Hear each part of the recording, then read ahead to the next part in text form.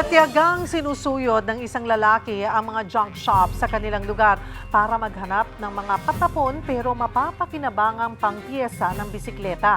Para bigyan ng mukhang balita, Mobile Journal, Francis Rivera. Kung ang bisikleta mo gawa sa mga kinahoy na bahagi, sasakyan mo ba to?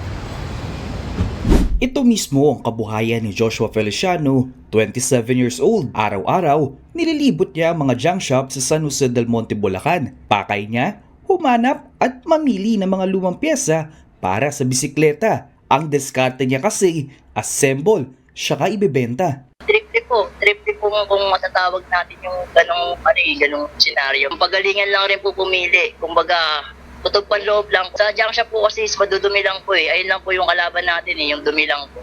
Pag nalinis na po natin yung dumi yun, doon po natin mapapalabas po talaga eh, kung karapat dapat ba siyang ipenta. Ang presyo ng mga nabuo niyang bisikleta, syempre, mas mababa. Pero, kumpara mo naman sa mga nakikita sa online na segunda mano rin, ano ang iyong pipiliin? Papasawan ko lang po siya ng diskarte na kapag ihalin tulad ko lang siya dun sa marketplace na nakita ko, kumbaga lagi po mas mababa yung sa akin, sir, para mas lagi po nakukuha.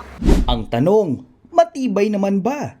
Ang quality, walang problema sa quality, sir. Kumbaga passion na po namin yung passion na po namin yung gumagana. Good condition po lagi yung mga binibenta namin na bisikleta from junk shop po. Kumikita si Joshua ng nasa 1,000 pesos kada araw sa diskarte niyang ito. Kapag naman 0 days, eto naman ang pinagkakabalahan niya. Arkilahan ng mga bisikleta, tiyaga at pasensya lang talaga ang kailangan.